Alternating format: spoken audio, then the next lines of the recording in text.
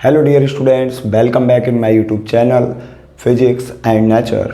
और मैं नरोत्तम सिंह आज फिर से हाजिर हूँ आपके सामने और कुछ क्वेश्चंस के साथ।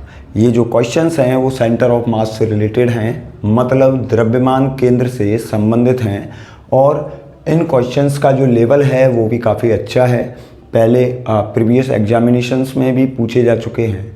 तो इस टाइप के क्वेश्चंस आने की संभावनाएं ज़्यादा होती हैं। ऐसे क्वेश्चंस नहीं तो ऐसे कंसेप्ट से रिलेटेड क्वेश्चंस आपको ज़रूर मिलेंगे। तो प्लीज़ बने रहिएगा वीडियो में बिल्कुल लास्ट तक। और जिन स्टूडेंट्स ने हमारे चैनल को अभी तक सब्सक्राइब नहीं किया है वो प्लीज़ सबसे पहले सब्सक्राइब कर दीजिएगा और बेल आइकन प्रेस कर लीजिएगा, ताकि जो भी अपडेट मिले आपको हमारे चैनल से वो बिल्कुल प्रत्येक स्टूडेंट तक पहुंच सके। ठीक है, तो स्टार्ट करते हैं अपने वीडियो को। कुछ COM से रिलेटेड, सेंटर ऑफ मास से रिलेटेड क्वेश्चंस हैं और उनमें पहला जो क्वेश्चन है वो कुछ इस तरीके से है। फर्स्ट क्वेश्चन है कि एक जो पार्टिकल है वो पार्टिकल मूव कर रहा है एक्स एक्सिस के अलोंग, मीन्स ऐसे एक्स अक्ष के अनुदिश गति कर रहा है और उसका जो तल है गति का वो दिया है उसने XY। ये जो प्लेन है वो XY है, XY तल में कोई कण गति कर रहा है, ऐसे एक्स अक्ष के अनुदिश गति कर रहा है। किसके अनुदिश? एक्स अक्ष के अनुदिश। इस पार्टिकल का जो द्रव्यमान है वो पहले कितना है? स्मॉल m है। और बाई एक्सिस पर इसकी जो डिस्टेंस है, वाई एक्सिस पर जो डिस्टेंस है, भाई पढ़ लेता हूँ। बाई एक्सिस पर जो डिस्टेंस है वो 15 सेंटीमीटर गिवन है स्मॉल फ्रेगमेंट की। ये दो पार्ट में डिवाइड हो जाता है भाई। अच्छा, ऐसे है। तो ये केवल एक्स अक्ष पर गति कर रहा है स्टार्टिंग में, ये कह रहा है वो। इसकी गति की दिशा है एक्स अक्ष और m, और इसके बाद ये दो फ्रेगमेंट में डिवाइड हो जाता है। मालूम नहीं कैसे, ऐसे होगा या फिर ऐसे होगा, वो कैसे भी हो सकता है भाई। तो ये दो फ्रेगमेंट में डिवाइड हो जाता है। फ्रेगमेंट्स के जो मास दिए हैं वो गिवन है हमें m/4 एंड 3m/4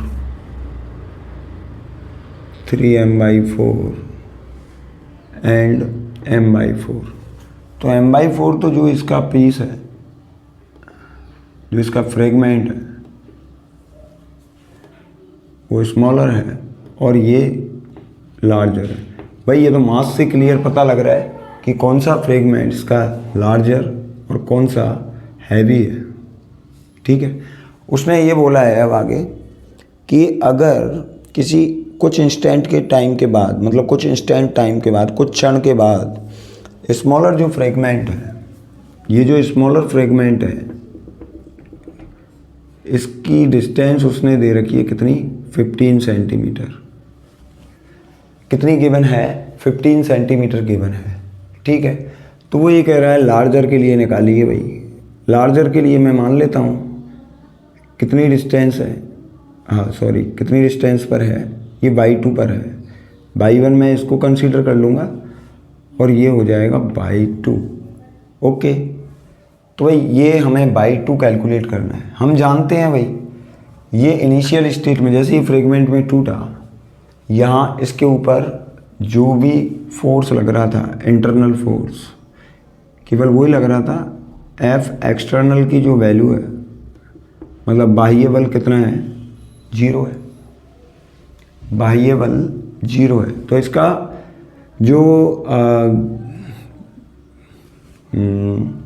इसका जो द्रव्यमान केंद्र है, इसका जो सेंटर ऑफ मास है वो चेंज नहीं होगा। सेंटर ऑफ मास जैसे मूवमेंट कर रहा था वो वैसे ही मूवमेंट करता रहेगा।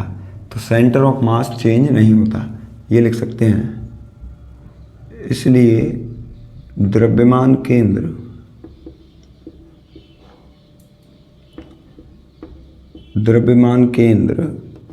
परिवर्तित नहीं होगा। द्रव्यमान केंद्र परिवर्तित नहीं होगा, समझे? क्यों नहीं होगा? क्योंकि एफ एक्सटर्नल की वैल्यू क्या है? 0 है। जो भी फोर्स है वो अंदर से लगा है, टूटा है भाई, द्रव्यमान केंद्र परिवर्तित नहीं हो रहा है। ठीक है, जब द्रव्यमान केंद्र परिवर्तित नहीं हो रहा है तो हम ये जब टूटा है तो उसके बाद इसका द्रव्यमान केंद्र निकाल लेते हैं। कितना आएगा? XCM इज इक्वल टू, पहले भाई एक्स अक्ष के अनुदिश गति कर रहा था तो XCM की वैल्यू कितनी थी? XCM 0 था। नो, XCM क्यों? YCM 0 था। एक्स अक्ष के अनुदिश गति कर रहा था। क्वेश्चन में क्लियर कहा है कि ये वाई अक्ष के अनुदिश गति कर रहा है, इसीलिए जो द्रव्यमान केंद्र है वो द्रव्यमान केंद्र कितना होगा? 0 होगा वाई अक्ष के अनुदिश। तो अब हम क्या निकाल रहे हैं भाई? द्रव्यमान केंद्र ही निकालना है। कब? अंतिम स्थिति में। चूँकि YCM हम लिखेंगे M1Y1 plus M2Y2 upon M1 plus M2, ये लिखने वाले हैं भाई। ओके, तो भाई ये हमने लिख दिया। अब हमें क्या निकालना है? हमें तो Y2 निकालना है। Y1 गिवन है हमें, कितना गिवन है भाई? 15 सेंटीमीटर। कितना गिवन है? 15 centimetre. Okay, YCM, the value of YCM is 0। M1 किसको मान रहे हैं भाई? M1 इसको मान लेते हैं ना। तो फॉर्मूला M1 की जगह लिखूंगा M/4। ओके, M/4 लिखूंगा और Y1, इसके लिए Y1 कितना है? 15 सेंटीमीटर है, प्लस लिखा। M2 की वैल्यू 3M/4 है सर। ओके, एंड डिस्टेंस कितनी है? डिस्टेंस Y2 तो मानी है सर। कहाँ भूल रहे हो? इतनी जल्दी भूलना नहीं है। M/4 प्लस 3M/4, ये ओवरऑल वैल्यू कहाँ पहुँच गई? 0 में। ओके, क्रॉस मल्टीप्लाई बोलते हैं जिसको, cross cross cross. Okay, cross multiply हुआ, कितना बना? 15M/4 प्लस 3/2M/4, ठीक है, इज इक्वल टू 0। करना क्या है? कुछ नहीं करना, स्क्रीनशॉट लेना है। स्क्रीनशॉट लीजिए फटाफट, क्विक, ये लीजिए। हो गया? हो गया। चलिए आगे चलते हैं।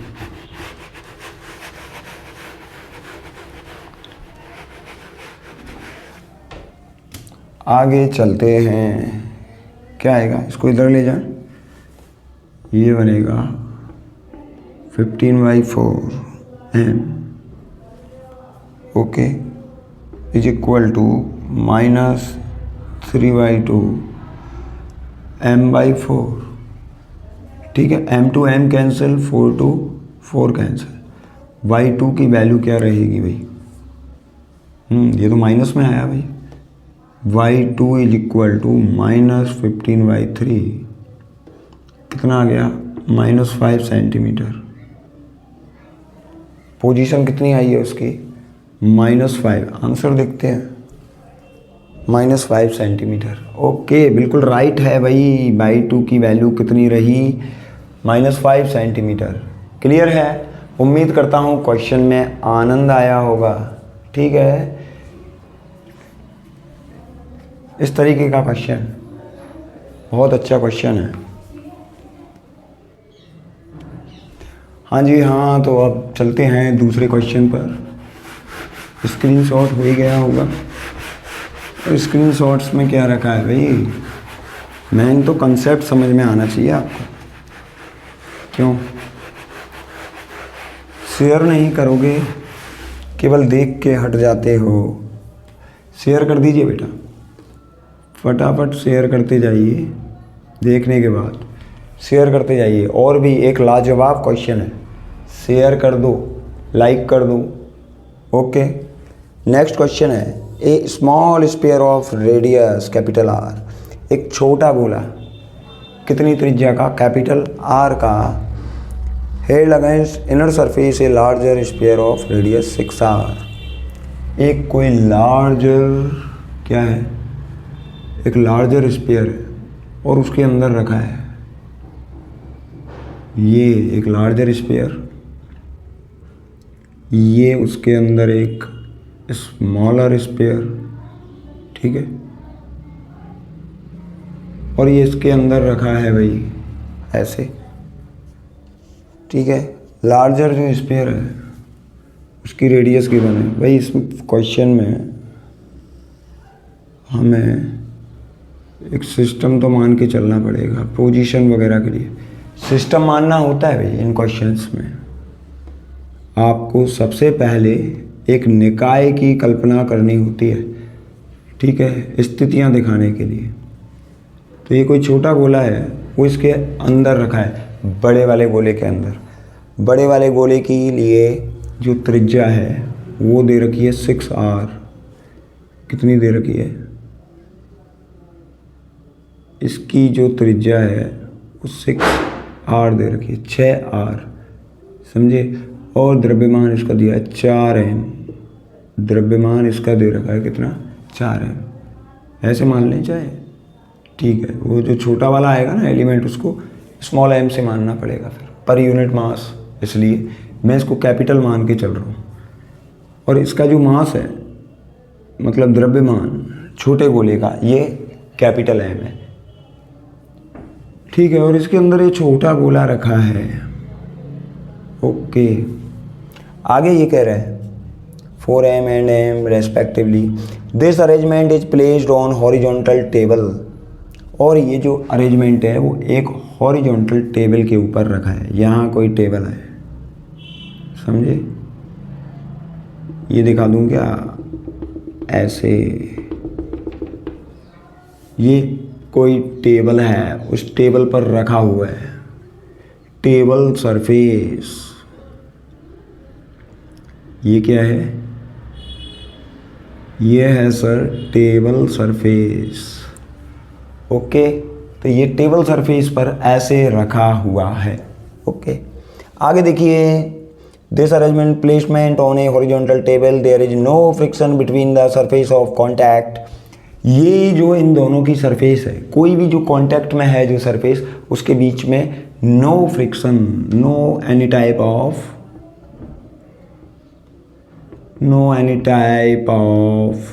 फ्रिक्शन मीन्स घर्षण।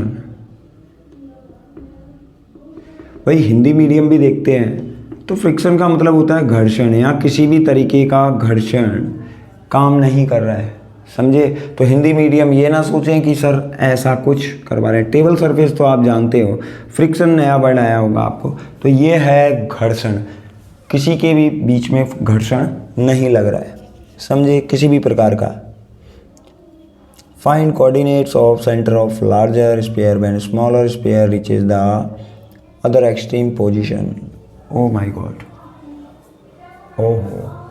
तो देखिए इसकी जो रेडियस है वो कैपिटल R है, कितनी है, कैपिटल R। अब वो आगे ये कह रहा है भाई दूसरी condition, second condition, table sphere,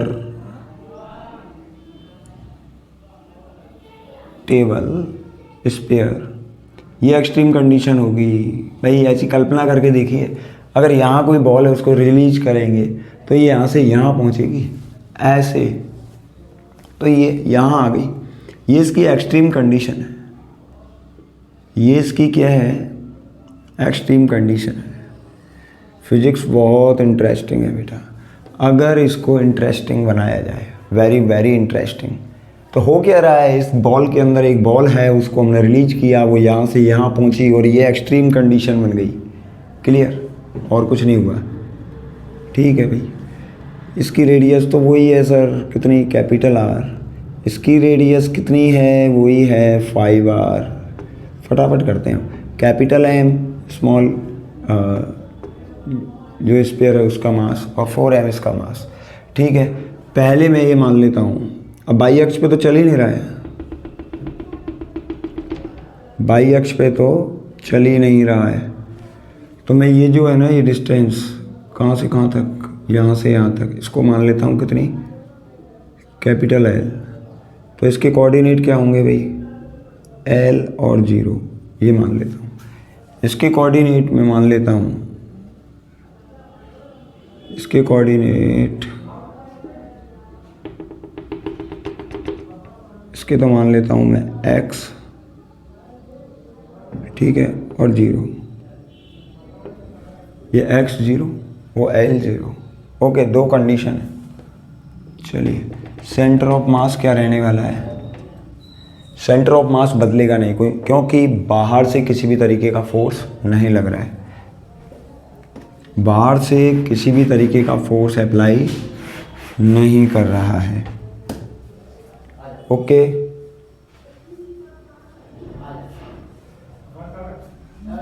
तो देखिए,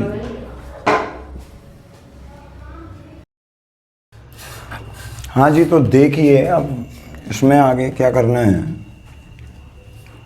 हम पहले इसके लिए निकालते हैं, ये जो पहले वाली कंडीशन है उसके लिए एक्सीएम निकालते हैं, मतलब एक्स अक्ष पर इसका द्रव्यमान केंद्र। तो एक्स अक्ष पर द्रव्यमान केंद्र, वही तरीका वही है, m1 r1 plus m2 r2 and m1 plus m2, ये वाला फॉर्मूला अप्लाई करना है। m1 पहले वाले का मास कितना है, 4m है, 4m, और इसकी जो दूरी है r1 वो हमने क्या मानी है, l मानी है। इसके केंद्र की जो दूरी है वो कितनी रहेगी, वो रहेगी l, तो ये हमने लिख दिया 4m इंटू l। और इसके लिए कितनी बनेगी भाई, ये जो r है इसको घटा देंगे हम 6r में से, ये कितना है 6r, और 6r में से हमें क्या घटाना है भाई, ये वाली डिस्टेंस लेनी है, टोटल ये है,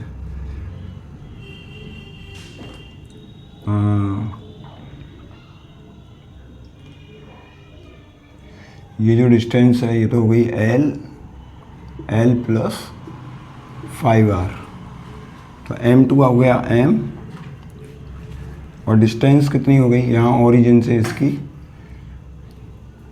अच्छा इसके लिए l मानी है, और इसके लिए क्या हो गई भाई, l प्लस कितना, l plus 5r, l plus 5r, ये पूरा 6r है, उसमें से r गया तो कितना बच गया, l प्लस 5r, और m1 प्लस m2 मतलब 4m और प्लस m, इसको ऐड करना है।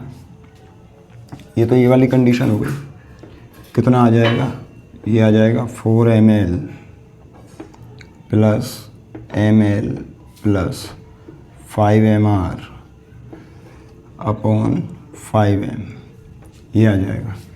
अब इसके लिए निकालूँ अगर मैं x डैश cm, ये निकालते हैं, तो भाई इसकी जो डिस्टेंस है वो हमने कंसीडर कर रखी है, कितनी, वो हमने कंसीडर कर रखी है x, तो 4m इंटू x, और इसके लिए क्या बनेगी, प्लस ये x माइनस कितना 5r, x माइनस 5r, ये 6r है, ये कितना है 6r, तो ये बनेगा x माइनस 5r। इसका मास तो हो गया m, और यहाँ से जो डिस्टेंस है वो x में से कितना घटाना है हमें, 6r माइनस r, तो x माइनस ये डिस्टेंस को घटाना है इसमें से, ये 5r है, x माइनस 5r और upon 4m plus m 5m। Okay, अब इसके बाद क्या करना है, हमें दोनों को एक दूसरे के साथ, क्योंकि दोनों में वही दोनों कंडीशंस हैं, इनमें जो द्रव्यमान केंद्र है वो सेम रहेगा, इसलिए हम क्या करेंगे कि ये जो वैल्यू निकल कर आई है 4ml, since xcm is equal to x dash cm, ये इसके इक्वल रहेगा, XCM की वैल्यू रख दी हमने 4 ml और ml कितना हो गया 5 ml plus 5 mr upon 5m।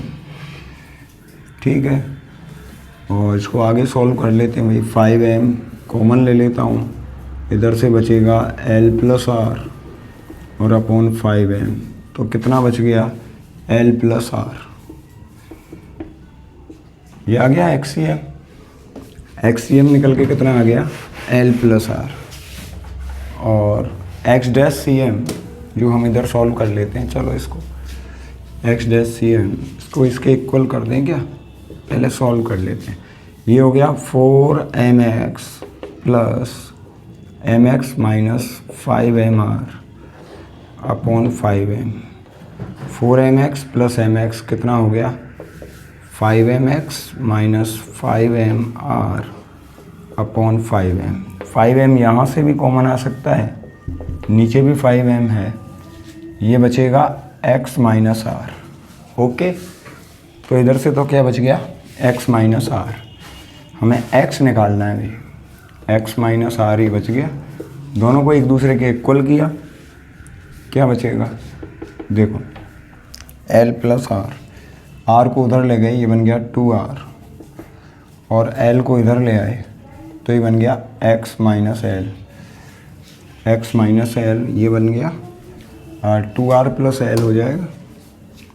x is equal to बनेगा भाई, ये बनेगा 2R प्लस L, तो x की वैल्यू ये आ जाएगी 2R प्लस L। क्लियर है क्या, L प्लस 2R या 2R प्लस L। तो इस तरीके से ये क्वेश्चन सॉल्व किया है हमने भाई। पहले तो दो कंडीशन बना ली, पहले इस कंडीशन के लिए XCM निकाला, इसके लिए X-CM निकाला, मतलब द्रव्यमान केंद्र दोनों के लिए।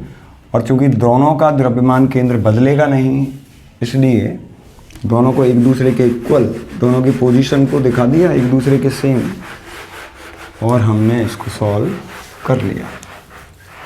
ठीक है, नेक्स्ट क्वेश्चन पे चलते हैं। और नेक्स्ट क्वेश्चन कैसे है देखिए, क्वेश्चन नंबर 3।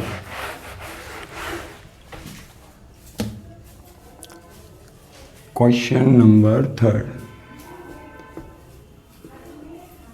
समझे, काफ़ी अच्छा क्वेश्चन है और काफ़ी कंसेप्चुअल है।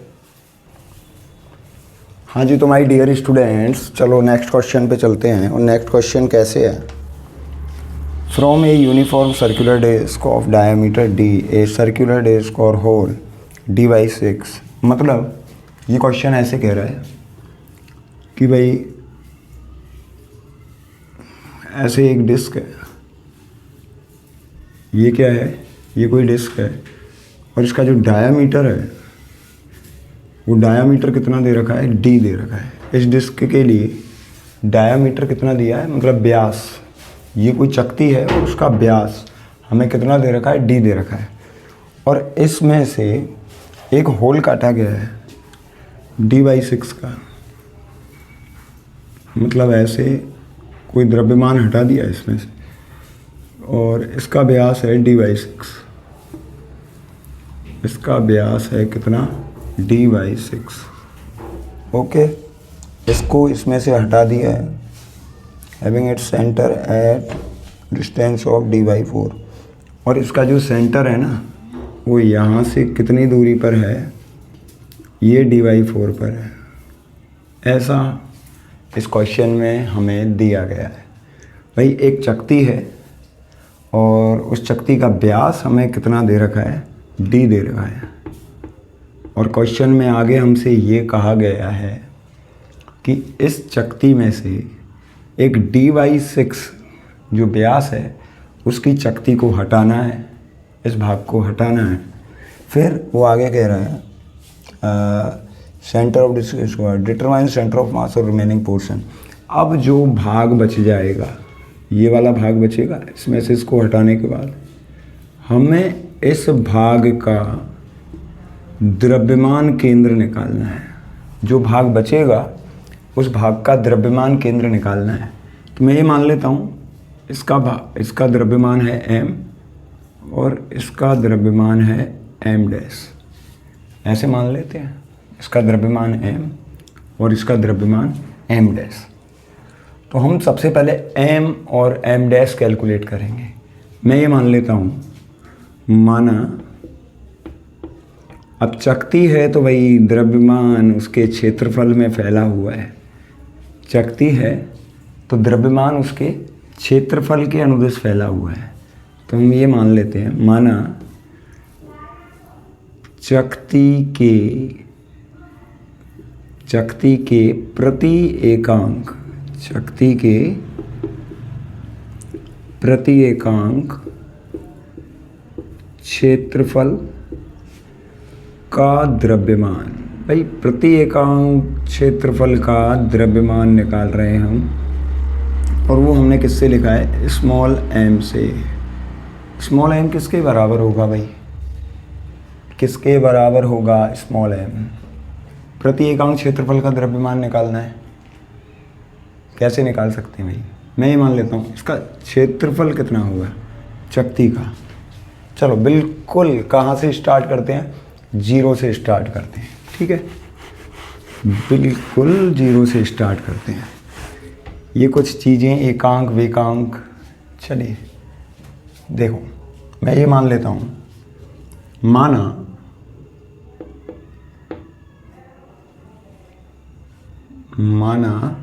इसका क्षेत्रफल कितना होगा, माना ए क्षेत्रफल की, ऐसे मान लेता हूँ भाई, माना ए क्षेत्रफल की चकती का द्रव्यमान, ए क्षेत्रफल की जो चकती है ना उसका द्रव्यमान कितना है, कैपिटल M। पूरी का कंप्लीट का जो द्रव्यमान है वो कितना है, वो कैपिटल M है। इसलिए एकांक का क्या बनेगा, अब ए क्षेत्रफल है, क्षेत्रफल क्या लिखेंगे चकती का, पाई आर स्क्वायर से, पाई आर स्क्वायर, आर होगा व्यास का आधा, तो मैंने d/2 लिखा, d/2 स्क्वायर, पाई d/2 स्क्वायर क्षेत्रफल का द्रव्यमान कितना है भाई, कैपिटल M है, कितना है कैपिटल M। इसलिए एकांक क्षेत्रफल, इसलिए एकांक क्षेत्रफल का द्रव्यमान हम निकाल रहे हैं, एकांक क्षेत्रफल का। तो भाई ये ऐसे ही है जैसे 4 पेन अपने कितने के आते हैं, 12 रुपए के आ रहे हैं मान लो, तो एक पेन कितने का आएगा भाई, डिवाइड ही तो करते हैं, 12 में 4 का, एक पेन कितने का आएगा भाई, 3 रुपए का आएगा। कितने का आएगा, 3 रुपए का। एकांक के लिए हमने जो भी है वो मान निकाल लिया, ठीक है ना। इतने क्षेत्रफल इतने पेन इतने रुपए के आ रहे हैं, तो एक पेन इतने रुपए का आएगा। अब वही तो करने जा रहे हैं भाई, पाई d/2 स्क्वायर क्षेत्रफल का द्रव्यमान कैपिटल M है, इसलिए एकांक मतलब एक यूनिट का, एक यूनिट क्षेत्रफल का द्रव्यमान क्या होगा, एकांक क्षेत्रफल का द्रव्यमान, उसको स्मॉल m से लिखूंगा, m में डिवाइड हो जाएगा भाई, किसका, इसका डिवाइड हो जाएगा, ये बनेगा पाई d²/4, पाई d²/4, ये आ जाएगा। 4 को चाहें तो ऊपर ले जा सकते हैं, ये बनेगा 4m/πd²। क्लियर है। ये एकांक क्षेत्रफल, सबसे मेन चीज़ यही है भाई, ये हमें अगर आ गया ना निकालना, एकांक का कैसे निकालते हैं, ऐसे आयतन के लिए भी निकलता है, ऐसे लंबाई के अनुदिश भी, या कोई द्रव्यमान वितरित होता है तो वो भी निकल जाता है। एक तरीके का घनत्व है ये क्या है, घनत्व है। ओके, क्लियर है। तो अब हम बात करते हैं किसकी, और इसके लिए निकाल रहे हैं भाई, मैं ऐसा करता हूँ, इसको 0 पे मान लेता हूँ। एक निर्देश तंत्र माना है, और निर्देश तंत्र कैसे माना है मैंने, कि ये जो पॉइंट है ना इसको 0 पे मान लिया मैंने, ऐसे ये x अक्ष और ये y अक्ष, y और x, इसको क्या मान लिया मैंने, निर्देश तंत्र, और 0 पे मैंने माना है किसको, कैपिटल एम को। अब वो कह रहा है भाई शेष भाग का क्षेत्रफल बताइए, शेष भाग का क्षेत्रफल। चलिए बताते हैं। पहले एम और एम तो हमें मालूम है, इसका द्रव्यमान तो, इसका मालूम नहीं है, इसका द्रव्यमान निकालें क्या। चलो इसलिए भाई ये जो क्षेत्रफल है वो कितना है, वो है d/6, सॉरी इसका जो व्यास है वो d/6 है, इसलिए पाई d/6, हाँ d/6/2, व्यास का आधा ही तो होगा त्रिज्या, πr², इसलिए πr² क्षेत्रफल का द्रव्यमान। भाई इतने क्षेत्रफल का हमें द्रव्यमान निकालना है, जिसको मैंने किससे लिखा है, m' से, समझे। m' कैसे निकलेगा, स्मॉल m को गुणा कर दो इससे, एकांक भाग का क्षेत्रफल, और इस क्षेत्रफल को इससे गुणा कर दो, कितना बनेगा। ये π/6 क्यों लिखा भाई मैंने, d/6 होना चाहिए, ये लिखा। चलिए m को गुणा करना है भाई किससे, इससे, ये आएगा d/12 का होल स्क्वायर। ओके, और पाई कहाँ है, पाई को क्यों भूले जा रहे हो, पाई d/12 का स्क्वायर, स्मॉल m से गुणा करना है इसको। चलो स्मॉल m ये है 4m/πd²। ओके, स्मॉल m की वैल्यू रख दी, पाई तो है ही है यहाँ, ये बनेगा into d²/144, d² and pi से ये कैंसिल, ये बन जाएगा कितना, 4m/144। ये m' आ गया, m' क्या आ गया, m' आ गया, कितना निकल के आया भाई, एकांक जो क्षेत्रफल है उसके द्रव्यमान को गुणा करा दिया इसके क्षेत्रफल से, तो m' आ गया, ये आ गया 4m/144। भाई घनत्व गुणा क्षेत्रफल एक तरीके से वही हो जाएगा, घनत्व है ना एक तरीके का, पृष्ठीय घनत्व है। स्क्रीनशॉट लेना है, स्क्रीनशॉट ले लीजिए, फिर आगे चलते हैं। स्क्रीनशॉट ले लीजिए फटाफट माय डियर स्टूडेंट्स, ले लीजिए स्क्रीनशॉट। ओके, हो गया, आगे चलते हैं। अब अपन अपना कंसेप्ट अप्लाई करते हैं भाई।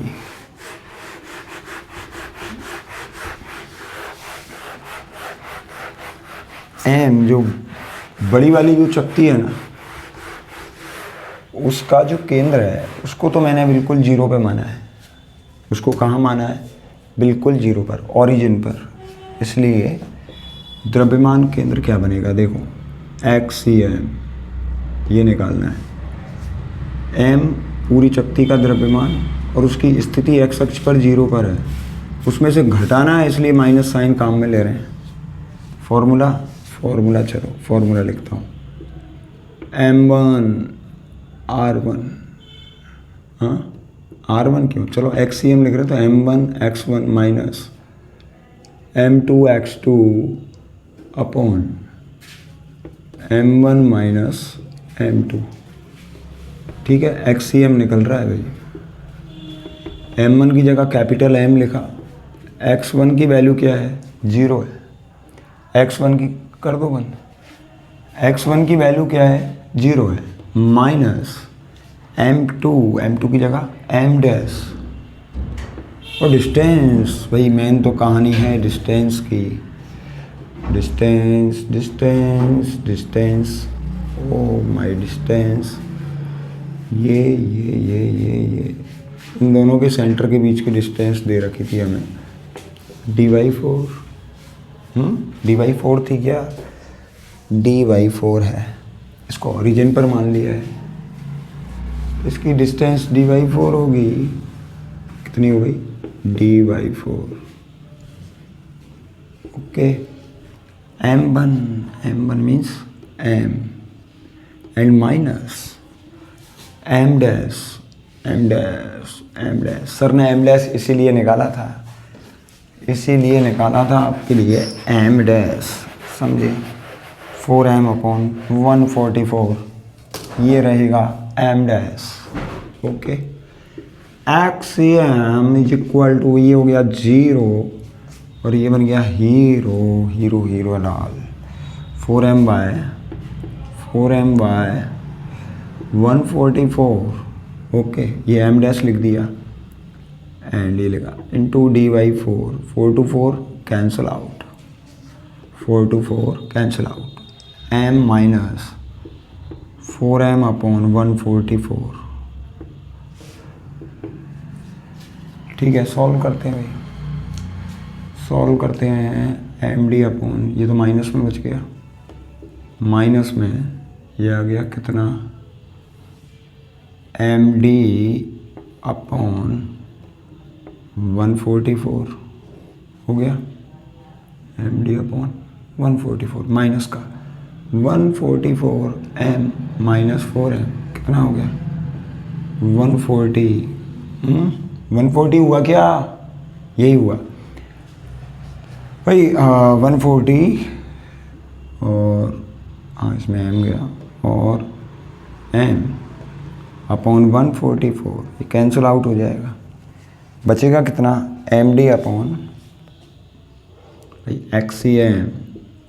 XCM लिखिए सर। देखो m to m cancel out होगा, ये बचेगा माइनस d अपॉन 140।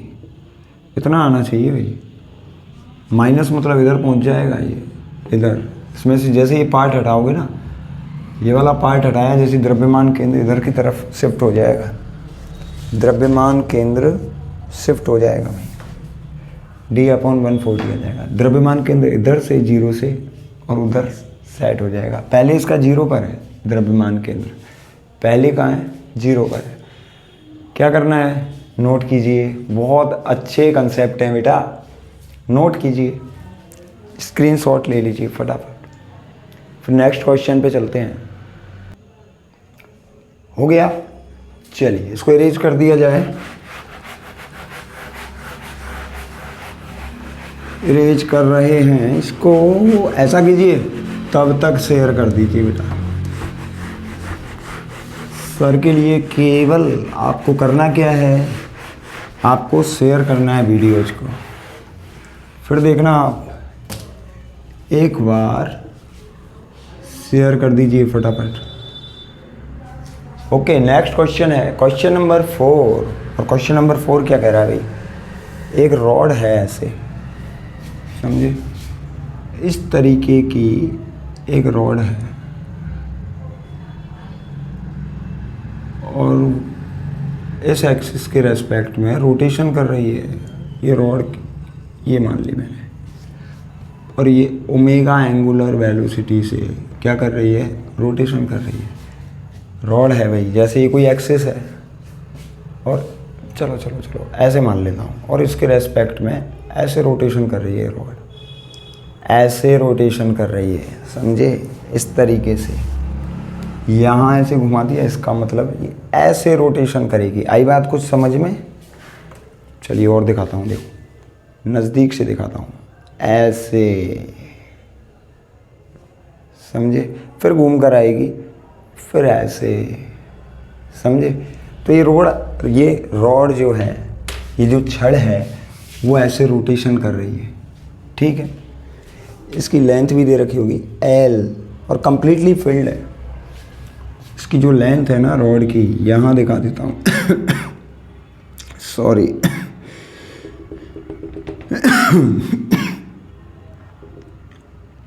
ये रॉड की लेंथ है, ठीक है बेटा लोग, ये रॉड की लेंथ है, कंप्लीटली फिल्ड है, और मास क्या है, कैपिटल M है। मास कितना है रॉड का, कैपिटल M। क्वेश्चन में हमसे ये पूछ रहा है, determine the force exerted by the liquid at the other and. Oh my God, ये फील्ड हो रहा है भाई लिक्विड से, इसके बीच में क्या फील्ड है, लिक्विड है, कौन सा फोर्स निकालना है। ये जब रोटेशन करेगी, determine the force exerted by liquid at the other and. ये जब ये रोटेशन करेगी ना भाई, एक बात बताइए, ये मान लो ये कोई रॉड है, कोई ट्यूब है, रॉड क्या, वो ट्यूब ही है, a tube of length capital L, rod वॉड नहीं है, ये ट्यूब गिवन है हमें, ठीक है। नली है कोई, जैसे ये मार्कर की नली है, समझे, ये पूरी पानी से भरी हुई है, और जब इसको ऐसे घुमाया जाता है, ऐसे घुमाया जाता है, तो वही क्या होगा, यहाँ से अपकेंद्रीय बल लगेगा लिक्विड पे, और वो यहाँ फोर्स एक्सर्ट करेगा इसके अदर एंड पर, दूसरे एंड पर। एक एंड इसका फिक्स है और दूसरे एंड पर ये क्या करेगा, फोर्स एक्सर्ट करेगा इधर की तरफ, बल लगाएगा। मतलब उस बल का नाम होता है अपकेंद्रीय बल। कौन सा बल, अपकेंद्रीय बल। अभिकेंद्रीय बल के समान होता है, किसके बराबर होता है, अपकेंद्रीय बल अभिकेंद्रीय बल के ही समान होता है। इधर लगाएगा वो लिक्विड, एक बल लगाएगा, वो ये कह रहा है कि उस पूरे लिक्विड पर लगने वाला बल निकालिए भाई। तो उसके लिए फॉर्मूला चलता है, देखो, अपकेंद्रीय बल अभिकेंद्रीय बल मतलब सेंट्रीपेटल फोर्स, अभिकेंद्रीय बल सेंट्रीफ्यूगल फोर्स के क्या होता है, इक्वल होता है, इज इक्वल टू अपकेंद्रीय बल, इज इक्वल टू अपकेंद्रीय बल। और सूत्र लिखते हैं भाई, m b square upon r, m b square by r, ये फॉर्मूला लिखा जाता है, ठीक है। और थोड़ा सा और बदल देते हैं, ओमेगा दिया है हमें तो कोणीय वेग, b is equal to omega r लिखते हैं कि नहीं, चलो इसको चेंज कर देते हैं, m omega square r square by r to, r cancel, चलो ये आ गया, एम ओमेगा स्क्वायर आर। ये है अपना अपकेंद्रीय बल, इतना बल लगेगा इस साइड में, ठीक है। वही कैलकुलेट करना है, जीरो से स्टार्टिंग करेंगे। मैं ऐसे मान लूँगा भाई, यहाँ ये जो है निर्देश तंत्र माना, और ये वाला जो सिरा है ना इसका, वो जीरो पर, ये वाला सिरा कितनी लेंथ पर है, एल पर है। और मैं कैलकुलेशन करने के लिए मैं यहाँ एक एलिमेंट कंसीडर कर रहा हूँ।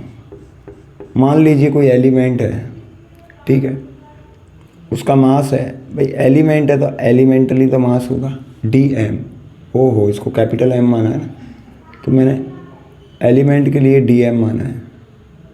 इसकी जो डिस्टेंस है, लेंथ इसकी डी एक्स मान लेता हूँ, चलिए इसकी लेंथ डी एक्स, और यहाँ से इसकी जो डिस्टेंस है वो मैंने कितनी मान ली, एक्स मान ली। मतलब ये कितने रेडियस में घूम रहा है, ये जो डी एक्स अल्पांश है, इसका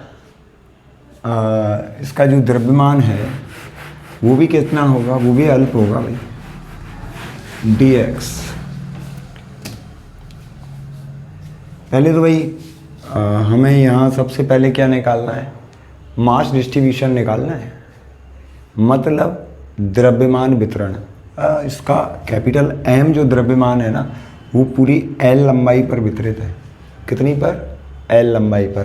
तो एकांक लंबाई पर जो द्रव्यमान होगा वो कितना होगा, ठीक है। मैं ये लिख रहा हूँ भाई, नलिका, एल लंबाई की नलिका, ऐसे लिखता हूँ, एल लंबाई, चूंकि एल लंबाई की नलिका का द्रव्यमान, समझे, एल लंबाई की नलिका का द्रव्यमान कैपिटल एम है, इसलिए एकांक लंबाई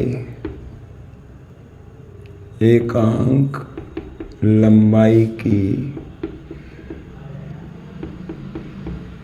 नलिका का द्रव्यमान, एकांक लंबाई की जो नलिका होगा उसका द्रव्यमान कितना, स्मॉल एम से मान लेता हूँ, कैपिटल एम से, कैपिटल एम में एल से डिवाइड कर देंगे भाई। वही कंसेप्ट है अपना, वही 4 पेन 12 के आ रहे हैं, एक पेन कितने का आएगा, एक पेन 12/4 3 रुपये का आएगा, समझे। तो ऐसे एकांक का निकाल दिया भाई, इसमें द्रव्यमान कुछ इस तरीके से बटा हुआ है कि एकांक जो लंबाई है उसका द्रव्यमान इतना रहता है, तो अल्पांश की तो लंबाई कितनी है, dx है, तो इसका द्रव्यमान भी अल्प होगा ना। यहाँ लिखूँगा अतः dx लंबाई के अल्पांश, छोटा पार्ट है, अल्पांश का द्रव्यमान dm से लिख दूँ क्या भाई, dm से लिख देता हूँ भाई। एक तो dx को उसकी लंबाई को गुणा कर देंगे भाई प्रति एकांक जो लंबाई है उसके द्रव्यमान से, तो क्या आ गया m/l, ये तो स्मॉल m आ गया, इंटू dx। ये रहेगा भाई dm, ये रहने वाला है मेरे भाइयों, मेरे dear students, dm is equal to m/l dx, ये रहेगा। अब ये कितनी रेडियस में घूमेगा भाई, ऐसे तो घूम रहा है, ऐसे घूम के आएगा एक वृत्ताकार पथ में और फिर यहाँ आएगा, ऐसे घूम के आ रहा है ऐसे, और उसकी लेंथ x है, तो m ओमेगा स्क्वायर आर। अभी तो पढ़ा था हमने, जो बल होगा ना वो भी अल्प होगा, द्रव्यमान काम में लेंगे अल्प, m ओमेगा स्क्वायर आर लिखा ना उसी फॉर्मूले से। अभी केंद्रीय बल क्या लिखा था, F इज इक्वल टू लिखा था हमने m ओमेगा स्क्वायर आर, इसी से बनेगा। अल्प बल कितना लगेगा, dF इज इक्वल टू ये dm ओमेगा स्क्वायर, और r की जगह कितना है, कितनी रेडियस होगी, x होगी। अतः अल्पांश पर कार्यरत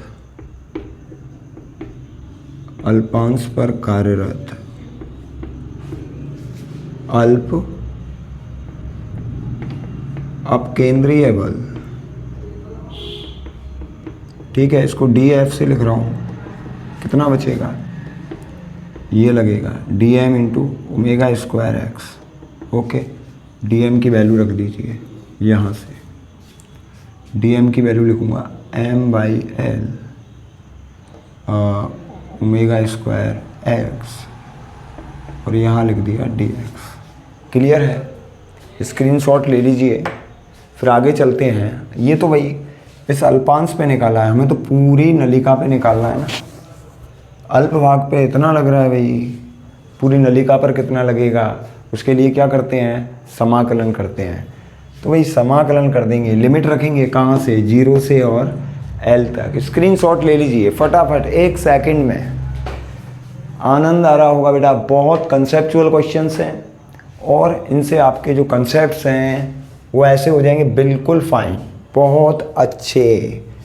लेकिन ये क्वेश्चंस हम आपको इस टाइप के तब ही करा पाएंगे बेटा जब आपकी तरफ से हमें बेस्ट रेस्पॉन्स मिलेगा। आप इनको जितने ज़्यादा शेयर करेंगे ना उतना ज़्यादा मेरा भी फ़ायदा और आपका भी फ़ायदा। कहते हैं ना, क्या कहते हैं, कुछ लोग कहते हैं भाई, कुछ कहावतें हैं ऐसी कि मेरा तो प्रचार, हाँ, कंपनी का प्रचार और आप लोगों का फ़ायदा, कुछ ऐसी कहावत है। कहते हैं भाई नॉर्मल वे में, तो ऐसा ही मान लीजिए, मेरा तो प्रचार और आपका फ़ायदा। शेयर कर दीजिए फटाफट, 1 ही सेकंड में। DF निकल गया। अतः संपूर्ण द्रव पर कार्यरत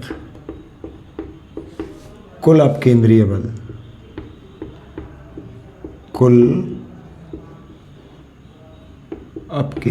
बल, F is equal to, integrate करेंगे, समाकलन करना है भाई DF का, कहाँ से कहाँ तक लिमिट, 0 से L तक, और DF की वैल्यू रख दी मैंने m/l omega square x dx। Clear, value put करी, लिमिट रखना है, इंटीग्रेशन करना है, और आंसर आपके सामने है। इतनी टिपिकल चीज़ें नहीं हैं। m/l ये कांस्टेंट ये भी constant x d s m omega square by l x का क्या किया, इंटीग्रेशन किया, x square by 2 limit 0 to l, solve करेंगे, m omega square l limit put करनी है एल स्क्वायर बाई 2 माइनस 0, भाई एल की जगह 0 रखना है, लिमिट रखना तो आता होगा आपको, m omega square by l into l square by 2, l to l cancel, तो एफ जो आएगा ना, लिक्विड पर जो फोर्स लगेगा वो लगेगा 1/2 एम ओमेगा स्क्वायर, ये लगेगा भाई, जो फोर्स लगेगा वो लगेगा 1/2 एम ओमेगा स्क्वायर। आंसर में तो एल और है बेटा। अच्छा, पूरा नहीं कटा है, एक ही तो कटा है, एक पावर तो है ना, तो एम ओमेगा स्क्वायर एल ये आएगा आंसर। जो भाई आंसर तो सही कह रहा है, अब सर ने यहाँ गड़बड़ कर दिया, क्या करें, सर भी गलतियाँ कर देते हैं भाई, होता है बेटा, कंप्यूटर तो है नहीं। ओके, तो ऐसा कीजिएगा, क्या करना है, स्क्रीनशॉट लेना है और 1 ही सेकंड में क्वेश्चन हो गया, फटाफट स्क्रीनशॉट ले लीजिए।